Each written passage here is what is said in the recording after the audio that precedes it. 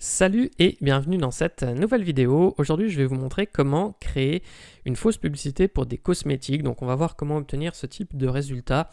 Ici, j'ai vraiment cherché à réutiliser les éléments graphiques qu'on est habitué à retrouver dans ce style de publicité pour créer quelque chose d'assez cliché.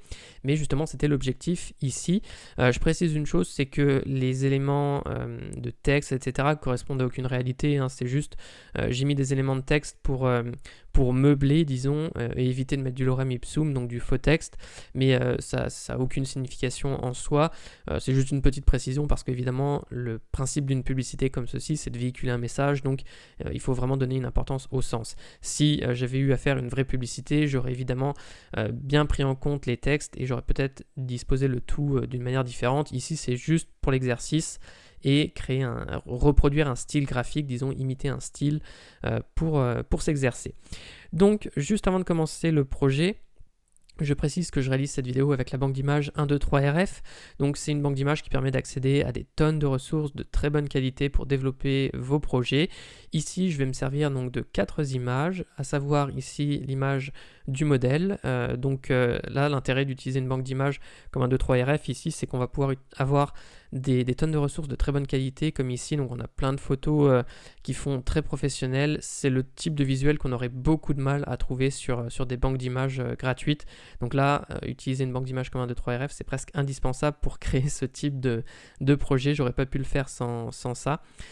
Ici, on a des produits blancs, entre guillemets, qu'on va pouvoir personnaliser. Donc c'est pareil, des visuels comme ceci, on peut en trouver énormément sur une banque d'images comme 123RF. Donc on a le choix et on va voir comment personnaliser ça rapidement. Donc pour développer des projets pour des clients, etc., faire des rendus assez vite sur des packaging, ça peut être très intéressant d'utiliser ce type de ressources. Là, on va avoir quelque chose de plus classique, donc juste des images avec des roses et on va utiliser un fond en bokeh, ce qu'on appelle ça un fond en bokeh, donc avec plein de petits ronds comme ça, un peu flous, qui vont nous servir à personnaliser un petit peu l'arrière-plan. Donc c'est parti, je vais me remettre sur Photoshop, je vais créer un nouveau document. Je vais faire ce document de 420 mm par 297 mm, donc c'est en fait du format A3. Donc si je me mettais ici, je serais sur le format A3, mais je l'ai simplement orienté au format paysage. On va se mettre en 300 pixels par pouce, couleur RVB. Alors je me mets en RVB parce que je travaille moi sur l'écran, je ne vais pas l'imprimer, mais si on devait imprimer cette affiche ou ce visuel, on se mettrait évidemment en CMJN. Donc, je vais faire créer et tout de suite, ce que je vais faire, c'est déverrouiller mon calque d'arrière-plan. Alors même avant ça, ce que je vais faire, c'est plutôt enregistrer mon travail. Donc, je vais aller dans Fichier, Enregistrer. Je vais l'appeler par exemple tuto cosmétique.psd. Je me mets au format Photoshop et je fais enregistrer. Comme ça, on enregistre régulièrement son travail, c'est très important, surtout quand on a pas mal de manipulations à faire. Donc, je vais renommer mon calque d'arrière-plan fond et je vais lui mettre une incrustation en dégradé. Alors, je vais choisir donc le mode normal à 100%. Là, j'inverse parce que simplement ma couleur, la couleur que je veux à l'extérieur, c'est le bleu et il est comme ceci. Ça dépendra de votre dégradé. On se met en mode radial, échelle à 150%. L'angle, on s'en moque vu qu'on est sur un dégradé radial. Et au niveau des couleurs, eh bien, à gauche, je vais utiliser ce code hexadécimal là. Donc, c'est du D6F1. FF, si je dis pas de bêtises, oui, voilà. Et donc, hop là, oui, c'est ça. Je fais. Alors, avant de faire OK, je me mets à droite et je mets ici du blanc, donc que des F. Je fais OK et j'appuie sur OK encore une fois pour valider. Et donc là, j'ai mon dégradé de fond. J'appuie OK encore une fois pour valider mon choix. Ensuite, je vais aller prendre l'image de mon bokeh et je vais la faire glisser dans mon document, comme ceci. Je vais maintenir la touche Alt enfoncée en même temps que je redimensionne, comme ça je redimensionne depuis le centre.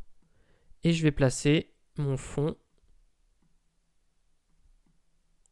comme ceci. Voilà, j'appuie sur Entrée pour valider. Alors là il m'a mis un message mais peu importe. Donc j'ai importé mon image, je vais aller dans Images, Réglages, et je vais choisir Noir et Blanc. Donc là, je mets simplement en noir et blanc mon fond, donc je vais l'appeler bokeh. Et je vais changer son mode de fusion. Je vais mettre en lumière tamisée. Alors pour le moment, on voit rien du tout parce qu'il faut faire réapparaître les cercles. Et pour ça, je vais aller dans Images, Réglages, Niveau. Donc toujours sur mon calque bokeh ici. Et je vais déplacer ce curseur-là vers la droite. Et on voit ce qui se passe. Ça me fait réapparaître mon fond, comme ceci. Et donc là maintenant, j'ai un fond un peu plus texturé. Alors, après, selon le rendu que je veux, je vais repartir un petit peu plus vers la gauche, voilà.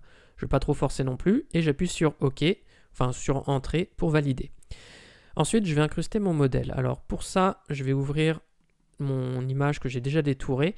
Donc je l'ai enregistré dans un fichier PSD séparé. Donc je vous mets un lien en description qui vous redirige vers mon tutoriel qui vous explique comment faire des détourages. Ici c'est un petit peu, enfin ça prend quelques minutes, donc je vais sauter ça parce que c'est pas très passionnant. Donc je vais faire commande C et je vais faire commande V pour coller mon calque. Donc j'ai simplement fait un détourage sur un calque séparé. Et ensuite je fais commande C, commande V ou CTRL C, CTRL V sur PC pour faire un copier-coller. Et je le referme comme ceci. Ensuite, donc mon calque, je vais faire commande T ou CTRL T sur PC pour le redimensionner. Je maintiens Shift enfoncé si je suis sur une ancienne version de Photoshop. Donc si vous êtes sur les versions 2018 et antérieures, maintenez Shift enfoncé. Sinon, vous allez déformer votre image comme ça. Si vous êtes sur 2019 ou 2020, pas de souci. Vous faites comme moi. Vous cliquez juste sur la poignée et on va placer notre modèle à peu près voilà, comme ceci. J'appuie sur Entrée pour valider. Je vais également mettre mes packshots des tubes, donc ces tubes-là. Donc j'ouvre également mon projet que j'avais créé. Donc ce que j'ai fait ici simplement, j'ai donc ouvert mon image ici. Donc c'est sur un calque. J'ai pris la plume, donc je me suis mis en mode tracé. J'ai fait donc un détourage avec la plume. Donc quelque chose comme ça. Bon, évidemment, j'ai zoomé et j'ai été précis, mais je vous montre simplement l'idée que j'ai suivie. Toc, donc on fait notre détourage. Je le fais vraiment très basiquement, faut s'appliquer un peu plus que ce que je fais, parce que sinon vous aurez quelque chose d'atroce. Mais ensuite, donc j'ai fait un clic droit, définir une sélection. Là, j'ai mis 0 pixel, lisser, j'ai fait OK. Quand vous faites ce clic droit, c'est important d'avoir la plume qui est sélectionnée, sinon vous n'aurez pas l'option de définir une sélection qui est forcément active. Ici, j'ai toute ma sélection qui est intervertie, donc c'est-à-dire que j'ai également En fait, ce qui est sélectionné, c'est tout l'extérieur, pas le tube. Donc il faut que j'aille dans sélection, que je fasse intervertir. Et là, maintenant, j'ai bien uniquement le tube qui est sélectionné. Et là, je fais commande C, commande V, et ça me fait un copier-coller. Et j'ai mon tube qui est détouré. Donc moi, je l'ai fait pour mes deux tubes très rapidement, voilà, enfin, en m'appliquant. Et je vais faire... Donc je maintiens Shift enfoncé pour sélectionner les deux, je fais commande C. Et pareil, je fais commande V ici pour les coller. Et ensuite, je fais commande T. Si on est sur une ancienne version de Photoshop, on maintient Shift enfoncé évidemment pour ne pas déformer. Et je place mes tubes à peu près comme ça. Voilà, j'appuie sur Entrée pour valider. Je referme mon document avec mes tubes. Je vais déplacer le tube 1 et je vais le mettre. Donc, il est devant le tube 2 dans l'arborescence des calques. C'est parfait. Je le mets un tout petit peu plus en dessous. Voilà. Et... comme ça, je trouve que je suis bien. Je vais importer également l'image de la rose. Donc pour ça, je vais ouvrir mon document avec mes fleurs. Ou alors sinon, si je le faisais juste devant vous, je fais glisser l'image originale, hop là, dans le haut ici de Photoshop. Comme ça, je l'ouvre dans un document séparé.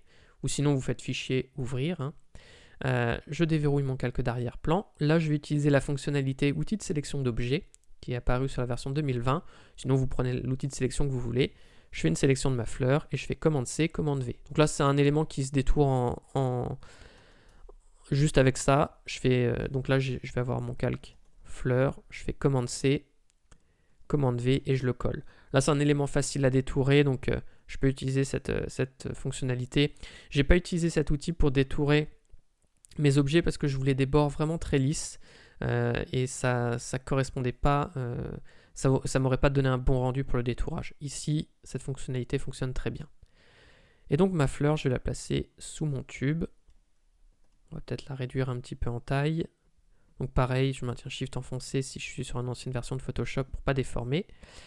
J'ai ma fleur, je vais ouvrir le panneau réglage ici. Si ce n'est pas le cas, vous allez dans Fenêtre et vous cliquez sur Réglages. Donc moi j'ai toujours mes réglages ici.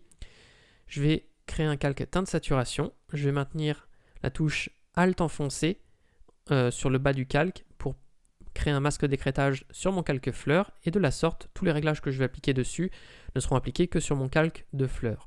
Et je vais cliquer sur la case coloriser qui va me permettre, lorsque je vais augmenter la saturation et modifier la teinte, eh bien de changer la couleur de ma fleur. Voilà. J'augmente un petit peu la luminosité, un petit peu de saturation. Alors là, elle est peut-être encore un peu verte, donc on va la mettre un peu plus bleue. Et voilà, donc en jouant sur ces réglages, vous pourrez mettre la couleur de votre choix. Moi, je vais rester ici dans une couleur assez bleutée.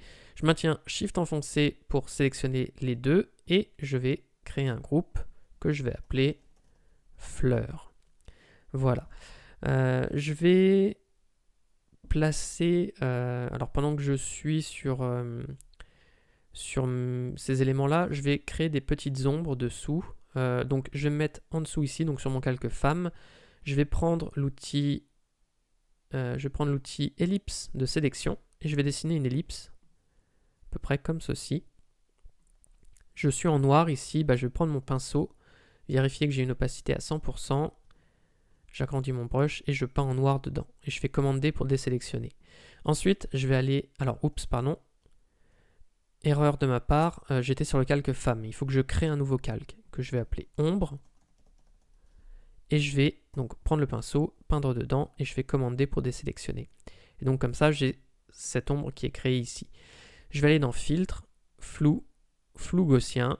On va mettre un flou assez important. Voilà, on va mettre quelque chose comme 50 pixels. Je fais OK. On va diminuer l'opacité. On va se mettre voilà, 17% et quelques. Et on va placer notre ombre à peu près comme ceci. Voilà. Et je vais créer une deuxième ombre. Donc là, je vais appeler ombre diffuse. Et je vais créer un autre calque au-dessus que je vais appeler ombre portée. Je vais prendre le pinceau, encore une fois. Donc là, je vais prendre un brush vraiment arrondi flou, donc avec une dureté de 0%. Je vais mettre l'opacité à 15% à peu près. Je vais réduire la taille de mon brush. Donc le raccourci clavier, c'est CTRL ALT enfoncé, clic. Et je déplace le curseur vers la gauche ou la droite. Voilà. Et je vais peindre quelque chose comme ça. Voilà. Donc on essaie de faire quelque chose d'assez léger quand même. Faut pas avoir la main trop lourde. Alors, commande Z pour annuler parce que là, je me rends compte que ça n'a pas été. Voilà, donc là, je le fais avec la souris, avec une tablette graphique. C'est le genre de choses qu'on fait un peu plus facilement.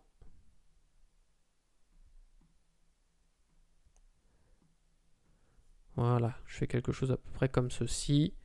Et là, ça passera assez bien. J'aurais presque pu mettre une opacité un peu plus importante. Donc si je veux, je peux repasser un coup sinon.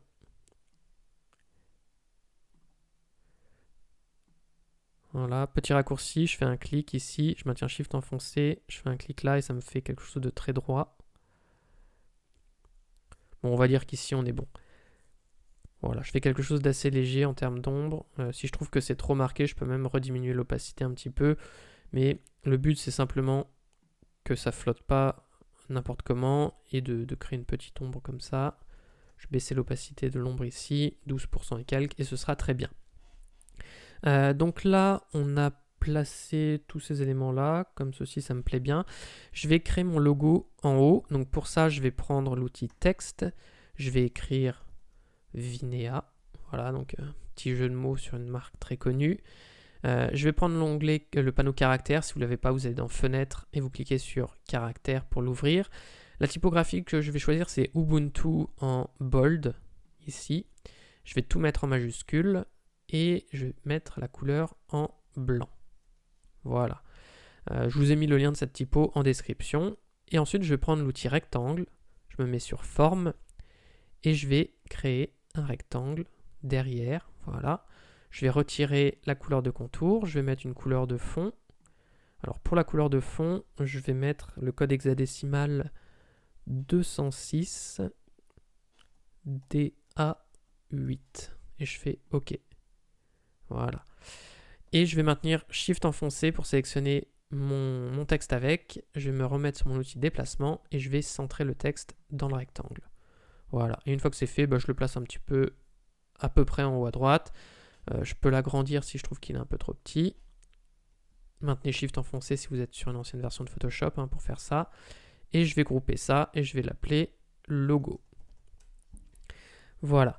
Je vais mettre je vais me mettre tout en dessous. Non, je vais me mettre au niveau juste au-dessus de femme, du calque femme, et je vais écrire texte. Et je vais écrire donc prenez soin de votre peau. Alors ça, je vais choisir la couleur, la pipette pour reprendre la couleur ici. Je vais me mettre avec la typographie Play Fair. Pareil, je vous ai mis le lien en description. En régular, je retire la mise en majuscule. On va se mettre sur du 30, on va même se mettre encore en un peu plus grand. Voilà, prenez soin de votre peau. Je fais commande J ou CTRL J sur PC pour dupliquer le calque. Et je vais écrire en dessous nouvelle crème hydratante. Voilà, donc là c'est vraiment du texte pour meubler un petit peu. Mais histoire d'avoir un titre important et un sous-titre, disons. Je vais me mettre en Ubuntu, tout en majuscule, et je vais réduire la taille. Alors on va mettre par exemple du 28, non, on va mettre un peu plus petit.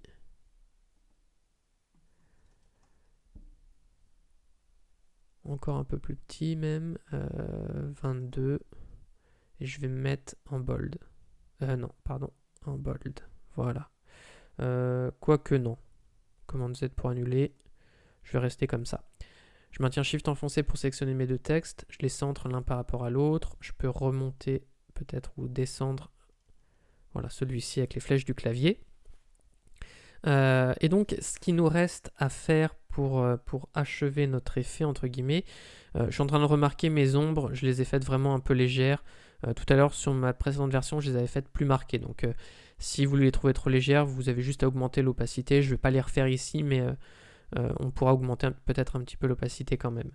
Je vais modifier du coup maintenant, ce qui me reste à faire, c'est mon packaging, entre guillemets.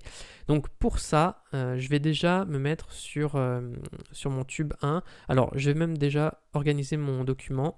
Je vais maintenir Shift enfoncé, me mettre sur tube 1, aller jusqu'ici, et je vais tout grouper.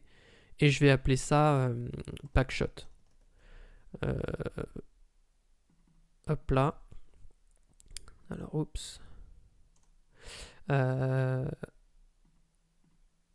Je sais plus s'il y a un ou deux hauts. Enfin bref, l'idée c'est de tout mettre dans ce groupe ici, pas que produit disons, parce que comme ça c'est plus facilement maniable.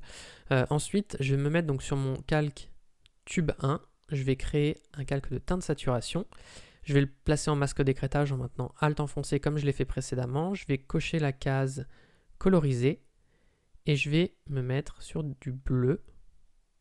Et je vais le bleuir, comme ceci.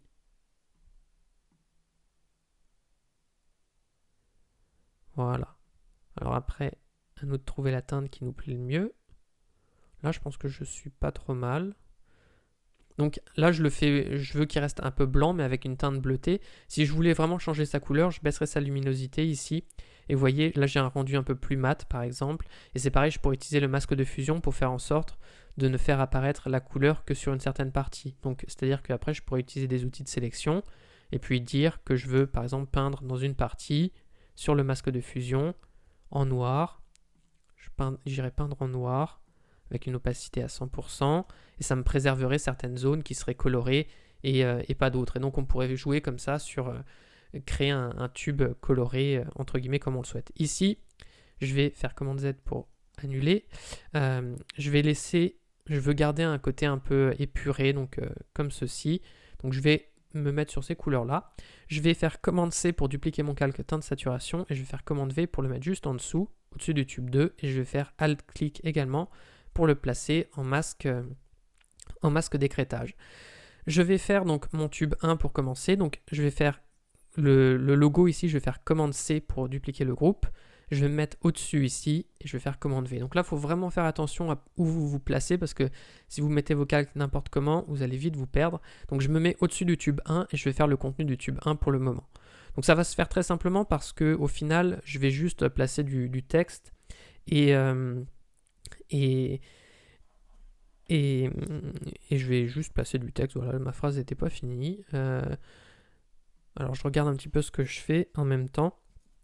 Je vais prendre mon outil ici, mon outil texte, et je vais créer un texte ici comme ceci, captif. Alors je vais changer la taille, on va se mettre sur du 12 par exemple, même plus petit, du 10. On va se mettre sur du très petit. Paragraphe, je vais l'aligner à gauche. La typographie, je vais me mettre sur du Ubuntu en régular. Alors, je vais écrire un peu de texte pour le moment. Je vais écrire crème émolliente. Je vais faire retour à la ligne. Alors, j'ai pris des termes un peu techniques que j'ai récupérés sur une crème. Kératoréductrice. On va mettre hydrate la peau. Alors, oups. Pour les peaux sèches et squameuses. Voilà, alors là, j'ai la césure qui est cochée, donc je vais la décocher pour pas avoir ce type de rendu. Je vais changer la couleur, j'échantillonne simplement ici mon bleu foncé et je vais changer le rendu global. Alors déjà, est-ce que j'ai bien récupéré la couleur? Oui, c'est bien celle-ci. Je vais ici, hop là, modifier peut-être la taille ici, mettre du 8 en gras, tout en majuscule, et puis en bold. Ici, je vais mettre du 8 également, mais je vais laisser ça tel quel. Et puis ici, on va augmenter, on va se mettre sur du 10 par exemple.